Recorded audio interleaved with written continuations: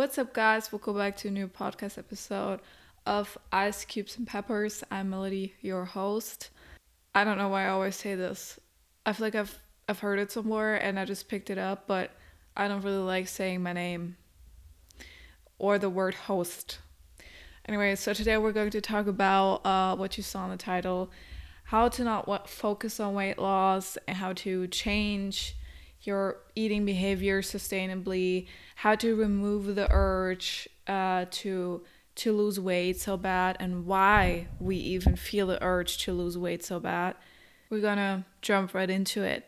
And at the end, we're going to answer one question from my TikTok, or more so one comment that I got that was really thought-provoking, and I just wanted to talk about it. So let's get right into it. How to not focus on weight loss and therefore sustainably remove and delete your binge eating patterns, your behavior, and all these toxic little things that, we pick up on. So if your goal is to grab the root of the issue, so binge eating itself and all the unhealthy little habits that come with it, such as, overeating when you eat lunch, eating too fast, not even having the satiation set in because you're so used to eating big portions and to shoving it all in, and so you don't even feel your satiation anymore. And snacking a lot, in our, very frequently, also a huge topic when you're in home office. So then the first step is done. If you actually want to grab the root of the issue, remove all of these little habits that keep you stuck in the vicious cycle and that also lead to binges a lot. So you set a goal that doesn't contain weight loss. That is already great, because that means that your goal here is not weight loss, it is sustainably changing something. Weight loss is a side effect in the long run, but you currently have a different goal. It's kind of like when you stretch daily. So let's say you stretch on a daily basis, and so each day you're focused on getting a little bit better, right? You're not like, okay, I want to be able to do the splits immediately. Because if that is your first goal, like the goal you're focused on, the splits, you might actually, and especially if you feel the big urge to learn how to do the splits because, I don't know, you're on vacation and you really want to pick near the beach with you doing the splits, you will maybe overdo it and you will overstretch and you will get hurt physically in the process because you are just way too ambitious, because you maybe also attach some kind of emotions with the splits, feeling worthy, feeling like you achieved something whatsoever, and you overdo it. Versus if you just focus on getting a little bit better each day, that is much more sustainable. You will also reach your goal of doing the splits one day, but right now, all you do is being focused on doing your daily exercise, right? And you don't care if you immediately are able to do the splits. And also, you don't get frustrated when you have little challenges each day. So let's say with the example of doing the splits. If you set yourself the high goal to do the splits when you're a total beginner and your fingertips don't even reach the floor, okay? That's where you're starting and you're like, today I'm going to do the splits, You're set up for a failure. Because you're just not there yet. And that is totally natural and normal and the process of life, And that is also the very same thing if you set yourself up to be like, today I'm not going to binge, today I'm not going to get urges, today I'm not going to eat fast. These are all things you've been doing for years, months, whatsoever. You would think you can just drop all of this in one day? No. Okay, it's gonna take some more. Instead, you set yourself up to little challenges. Little is important. That is the next step here, okay? Second step, little challenges. Because the smaller the challenge, the less likely it is that you quote unquote fail, which is not failing. It's natural to have setbacks. That is completely normal. with everything in life. Where is that not a thing, you know? And instead of getting frustrated and maybe feeling like you're sliding back into this black and white thinking, oh, nothing's working, I'm gonna just keep doing what I always did and binge and I don't care anymore, and you get indifferent, you actually get this extrinsic and intrinsic motivation to keep going, because you're like, oh, yesterday I was able to eat my lunch way slower than I usually do. Like, it took me 5 minutes longer. Interesting. Tomorrow, let's see if I could do 10 minutes or 7 minutes, you know? And these little motivations keep you going. That is the very key. That is very, if we really try to look at my journey here, that is really how I did it. That's how I did it. Obviously, a lot of other components, but that was the very major key and the plan that I set myself up to. The third thing is you grab the very root of the issue, which is, why do I want to lose weight so fast? Write that down right now. What emotions do I connect with weight loss? For me, it's like, it was self-confidence, self-worth. I was connecting intimacy to it because, you know, I would feel like super insecure. I connected love and connection to weight loss.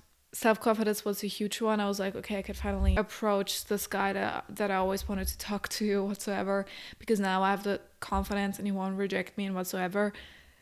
By the way, you still get rejected when you lose weight. It's like, and that is not even a personal thing. People just have different needs because they all grew up differently. But write that all down. And then just be like, why can't I achieve this now? What is holding me back? What do I think is holding me back from being self-confident, you know, feeling worthy? You know, it's probably weight loss. That's probably the huge one, you know. So what we have to do here is we have to implement self-love. And I already made 2 episodes about the inner critic. The inner critic and self-love can't be in the same spot. Sometimes the inner critic actually wants to protect you and wants the best for you, but it is still a very self-destructive mechanism that you developed.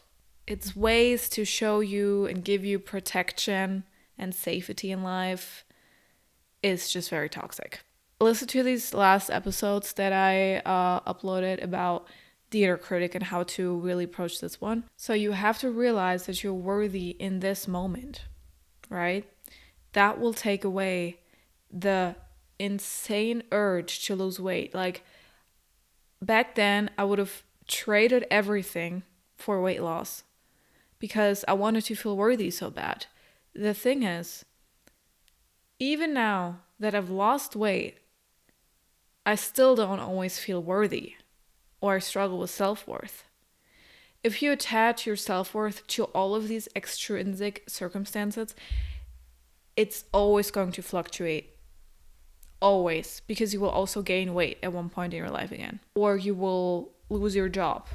Or you will lose the significant other that you thought was so cool and that made you look so cool in front of other people. There are so many extrinsic circumstances, actually, that you may attach to your self-worth that make it fluctuate.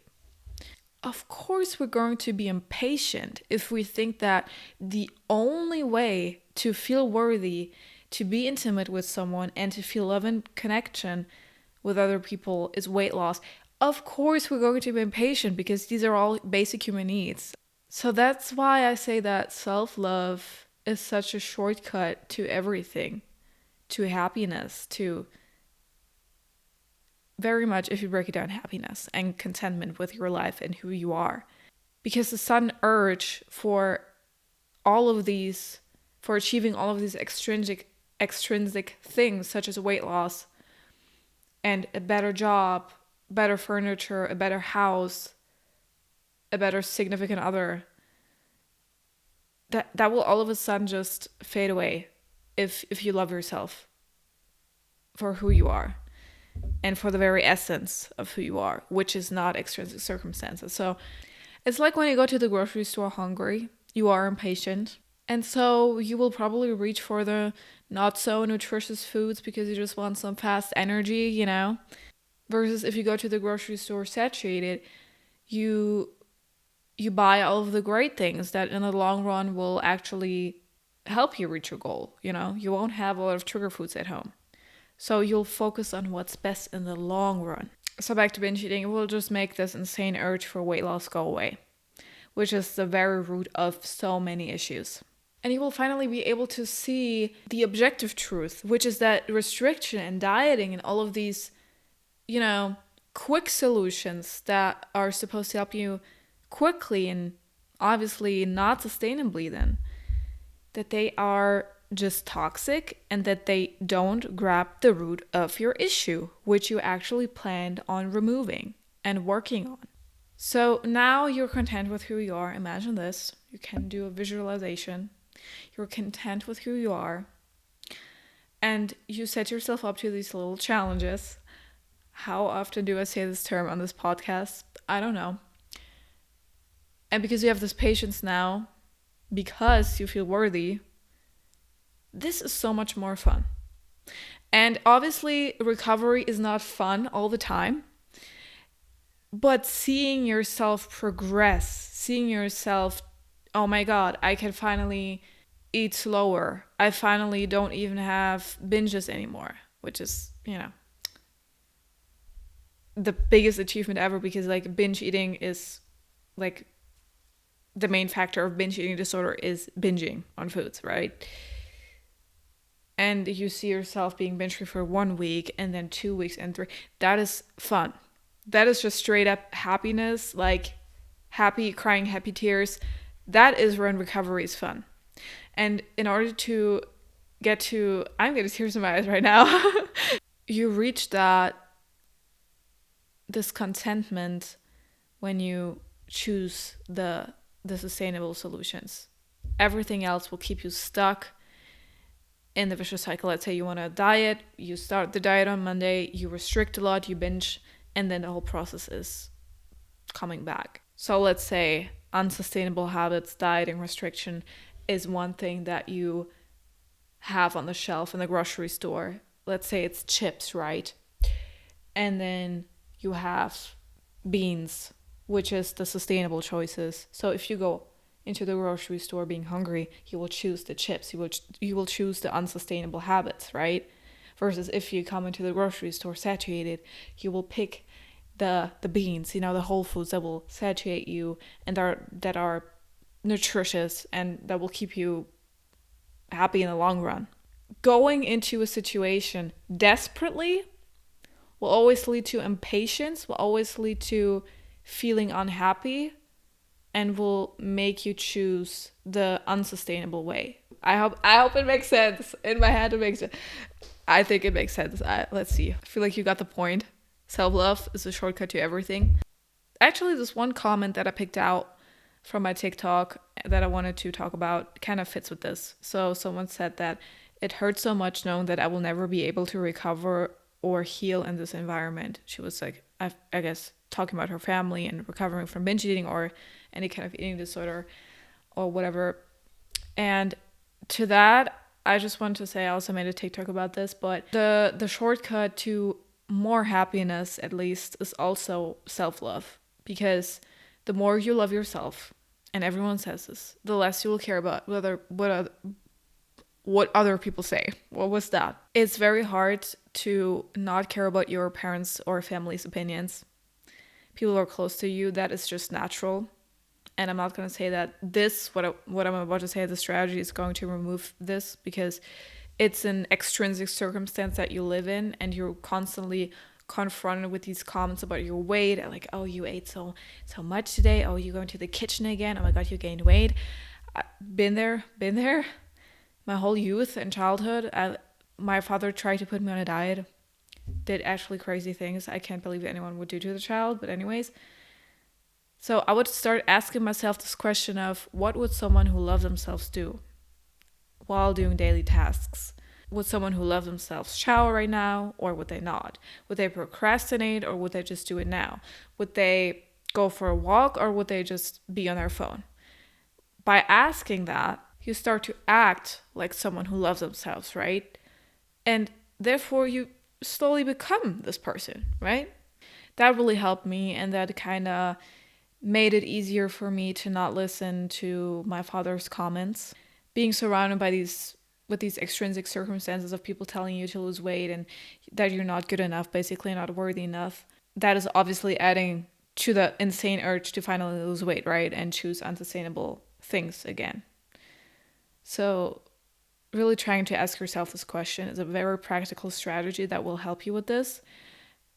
It won't make the other person shut up at the end of the day. And I know it's hard to, look for apartments when you come home and from school or from work and you're just exhausted. The last thing you want to do is like scroll through really expensive apartments, right? And be like, oh my God, reality is shitty right now.